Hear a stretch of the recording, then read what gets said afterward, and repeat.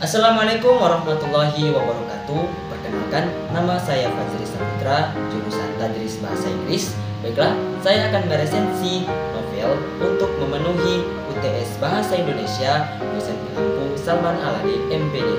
Baiklah, saya akan sedikit menjelaskan identitas buku. Judul buku Sweetest Pain, Akulah Hati yang Memelukmu. Pengarang Elizia Mayangsari. Genre fiksi atau Korean romance. Editor Felicia Maharani. Penerbit Sinar Kejora. Cetakan pertama diterbitkan tahun 2014. Nah, tebal buku 14 kali 20 cm dengan jumlah halaman 280 halaman dengan harga buku 30.000. ISBN 978 602 7902 336. Selanjutnya, saya akan sedikit menjelaskan tentang penulis. Nah, novel Sweetest Pain, Akulah Hati yang Memelukmu ini merupakan sebuah karya dari Elizia Mayangsari atau nama penanya Jejea Mayang. Beliau lahir pada tanggal 30 Juni 1992 di kota kecil yang bernama Lahat, Sumatera Selatan. Nah, dulu Kak Jejea bilang kalau menjadi penulis ini bukanlah cita-citanya. Nah, tapi Kak Jejea ini mulai menyukai menulis ketika ia mulai menulis hayalan-hayalan pada masa kecilnya. Nah, Kak Jejea ini sangat menyukai anime, Panda, Angry Bird, dan tentunya yang menjadi inspirasi menulis buku Sweetest Pain ini yaitu cowok-cowok Korea yang tampan. Nah, Kak Jejea mulai menekuni secara serius dalam menulis buku ketika ia menjadi admin dari SJFF atau Super Junior Fan Fiction Indonesia, di mana setelah itu Kak Jejea berani melangkah lebih jauh dan memiliki impian untuk menulis banyak buku yang bisa dibaca oleh banyak orang. Nah, Kak Jejea ini sudah mempunyai 13 buku, diantaranya buku Sweetest Pain, Akulah Hati yang Memelukmu ini. Selanjutnya, perbandingan dengan karya yang sejenis, yaitu sebelum itu Kak Jejea ini menerbitkan buku tentang Heartbeat tahun 2014.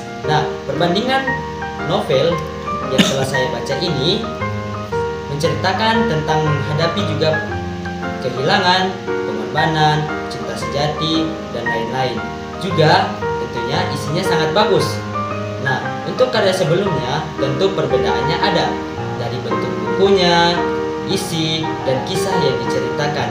Nah, di novel Heartbeat menceritakan tentang antara percintaan dan pengorbanan, sama seperti buku ini. Tapi isi buku Heartbeat itu lebih ke arah tentang pasangan.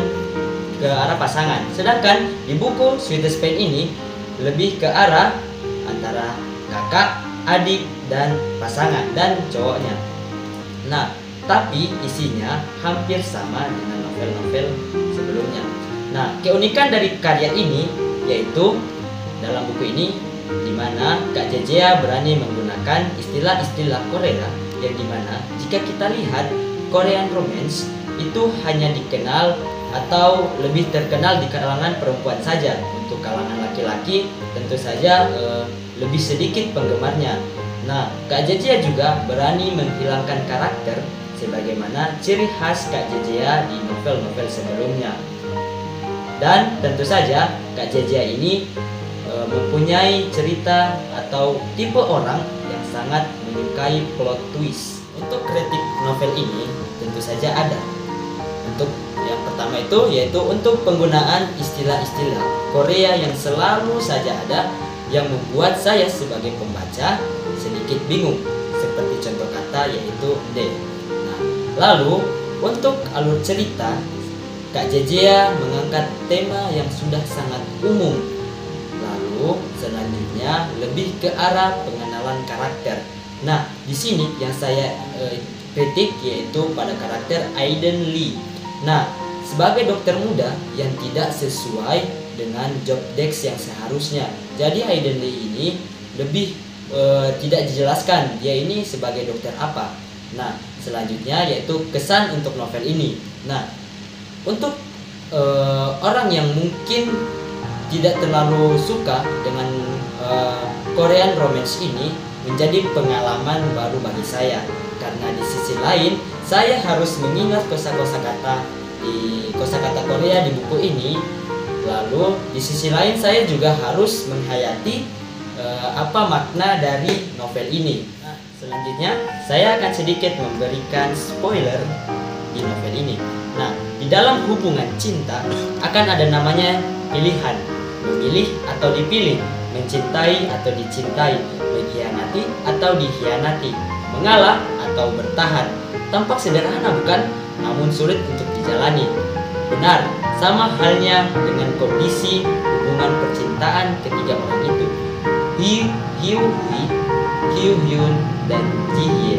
Nah, Hyo Hyun yang merupakan kekasih Hyo Hye akhirnya berpaling pada Ji Hye yang notabene-nya adalah adik kandung Hyo Hye sendiri.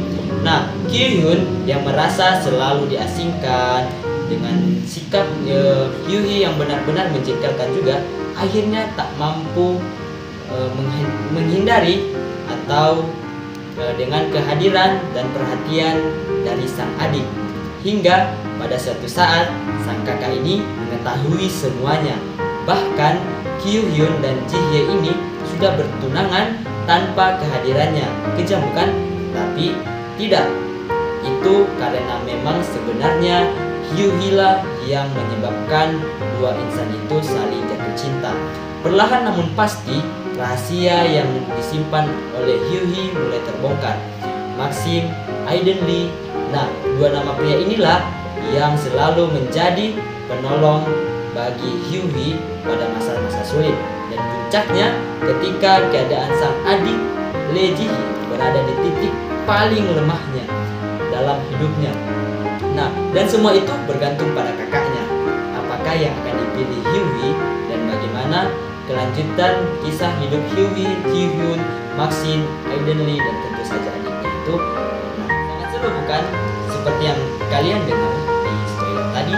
Nah, sebagai penutup, buku ini direkomendasikan untuk kamu yang senang dengan genre Korean romance. Tentu saja bagi perempuan yang sangat menyukai Korean romance. Dan tentu saja jika para lelaki yang ingin membacanya, tentu ini juga menjadi rekomendasi karena di sini sebagaimana ciri khas Kak JJ ya, Kak JJ itu selalu memiliki plot twist yang sangat-sangat mengejutkan.